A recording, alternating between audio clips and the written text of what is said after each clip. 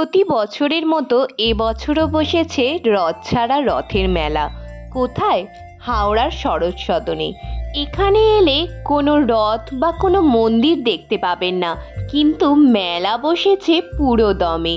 তো আমরাও চলে গেছিলাম হাওড়ার শরৎ সদনে এই মেলা দেখতে।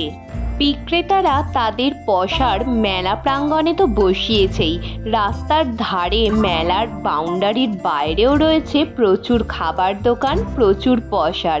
এছাড়া আলো তো আছেই, মেলা থাকবে আর গেটে আলো থাকবে না, তাও কি হয়? তো চলুন এবার ভেতরে ঢুকে মেলাটা এনজয় করা যাক।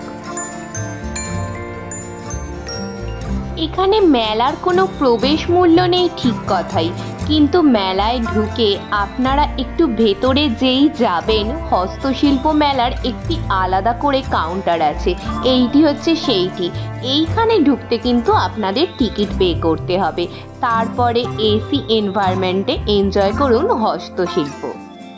এর ভেতরে গার্মেন্টস, অর্নামেন্টস সব কিছুই পেয়ে যাবেন। তবে আমরা ফার্স্টে গেলাম মেলার জয় রাইডের সাইডে। আর এখানে ভিড়ের লেভেলটা আপনারা দেখতে পাচ্ছেন। আমরা এসেছি রথের দিন অর্থাৎ 7 তারিখেই, কিন্তু ভিড় এমন যেন আজকেই মেলার ফার্স্ট ডে নয়, আজকে মেলার লাস্ট ডে। যাই হোক, এই মেলাটি চলবে 7ই জুলাই থেকে 28শে জুলাই পর্যন্ত। এবার আসি খরচার জায়গায়। যেহেতু প্রবেশ মূল্য নেই, সেই জন্য এই মেলার প্রত্যেকটা জিনিসই আমার একটু দামটা ওপরের দিকেই মনে হলো। সেটা যে কোনো জিনিস বলুন, খাবার জিনিস কি ঘর সাজানোর কি সাজের জিনিস। আর এই জয় রাইডসের মধ্যে বাচ্চাদের রাইডসগুলোর দাম প্রত্যেকটা 50 টাকা করে। এই জাম্পিংগুলো 10 মিনিটে 50 টাকা, আর বড়দের রাইডসগুলো প্রত্যেকটাই 80 টাকা করে 6 রাউন্ডস। এবার আসি হাওড়াবাসী কিংবা এই মেলার সবচেয়ে ডার্ক সাইডের দিকে। দেখতে পেলেন বৃষ্টি হয়ে জল দাঁড়িয়ে কি অবস্থা মাঠের। কাদায় প্যাচপ্যাচানি তো আছেই, কিন্তু তারই মধ্যে মানুষের উৎসাহের কোনো কমতি নেই। বহু মানুষের ভিড় হয়েছে এইখানে আজকের দিনে। আজকে ফার্স্ট ডেতে বহু স্টল দেখলাম এখনো আনওপেন্ড আছে। আশা করি আর কিছুদিনের মধ্যেই এগুলোও ওপেন হয়ে যাবে।